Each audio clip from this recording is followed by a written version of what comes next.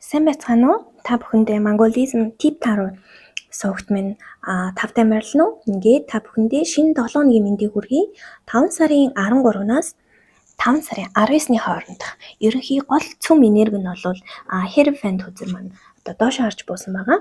За ингэснээр бол та одоо өдөрт хүртэл таны амьдралын хэм маяг ямар байсан? Одоо тэр маань одоо өөрчлөгдөх эсвэл одоо алдагдах ийм төлөвтэй байгаа. За жишээ нь бол дасгал хийдэг хүмүүс маань дасгал хийж агаад одоо дасгалаад хүр зогсоох ч юм уу тий. Аль эсвэл дасгал огт хийдэггүй хүмүүс одоо йог бясалгал фитнест явах ч юм уу тий. Иймэрхүү маягаар таны амьдралын хэмнэл өөрчлөгдөх нэ бас нөгөө төгөр бас хооллолт тий. Зөв хооллолтыг сонирхох, зөв хооллож эхлэх аль эсвэл эсэргээрээ буруу хооллолттой болох ч юм уу тий. Тийм маягаар бол өөрчлөлт бас байх нэ. За нөгөө төгөр болохоор голлох одоо үйл явдлын үед бол асуудлууд одоо жижиг сажиг асуудлууд ингээ явсаар байгаа цуглараад ингээд том асуудал болох ч юм уу. Тийм байдал бас харагдаж байна.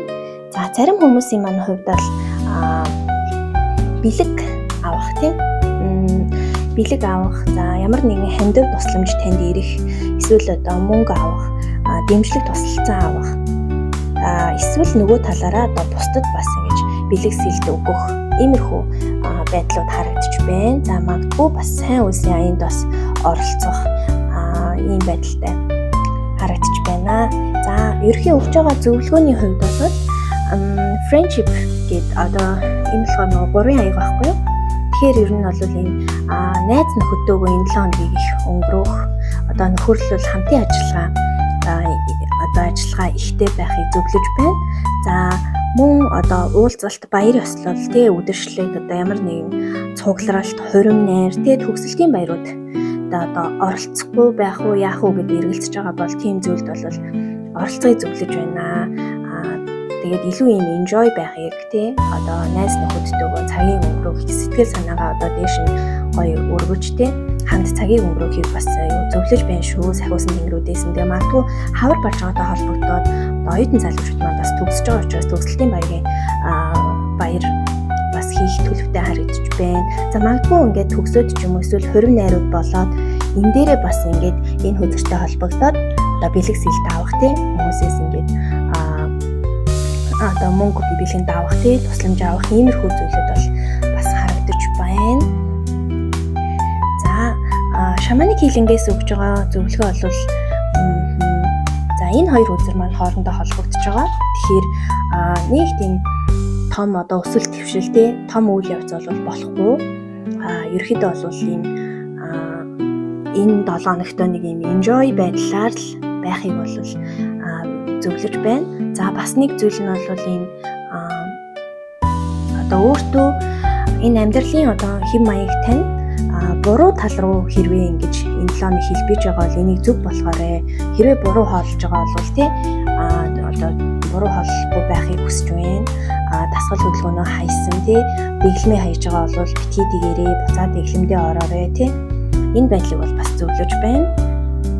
Бас нөгөө төгөр болохоор за энэ хоёр үзэр дээр болохоор зүрхэн урд бол одоо жаахан хаагдж байгаа доошоо харж буусан байгаа. Тэгэхээр түүнийгээ дагаад бас юм жаахан уур хуцаартай гал махбод одоо ихтэй гал ихсэн иймэрхүү байдалтай байж магадгүй учраас өөрийгөө тайван байлгах зүрхийн нээлттэй байлгахын тулд за энэ найз нөхдийнхөө баяр ёслолд очих тий за бусдаас бэлэг авах болон бусдад гоё бэлэг өгч бас өөртөө ч гэсэн бас юм одоо бэлэг авч өөрийгөө баярлуулж ин зүрхээ ингээ баярлуулаарэ гэсэн зөвлөгөө өгч байна. За тэгээд өнөөдөр болохоор шинэ карт бас ашигласан байгаа. За энэ маань болохоор юм мудра карт байгаа. Тэгэхээр нөгөө йогатай холбоотой. Тэгэхээр нөгөө гарын одоо байрлал мудрануудыг авдаг бас нэг юм йогийн төрөл байдаг. За энэ дээр бол inner home буюу за ийм дотоод гэр гэдэг зүйл гарч ирсэн байгаа. Тэгэхээр нөгөө өөрийгөө одоо ийм тогтой тухтай ийм орчинд аваач гэж өөрийгөө хамгаалаарай гэсэн утгатай.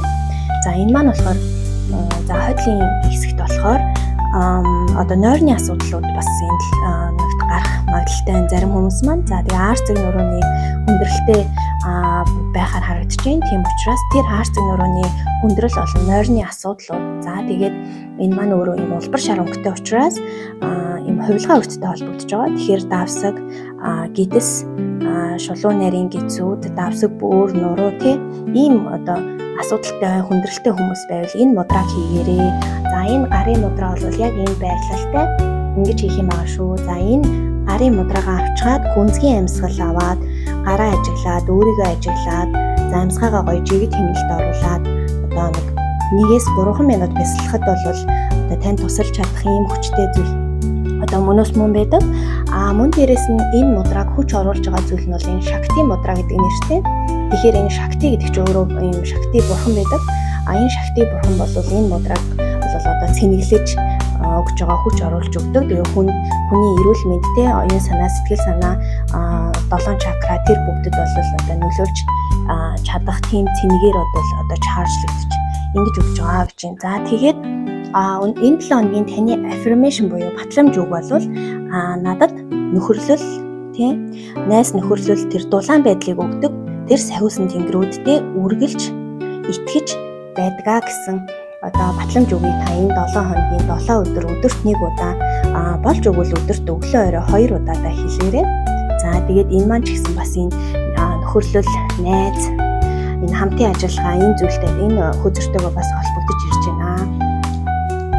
За ингээд та бүхэндээ баярлалаа. Амжилт хүсье.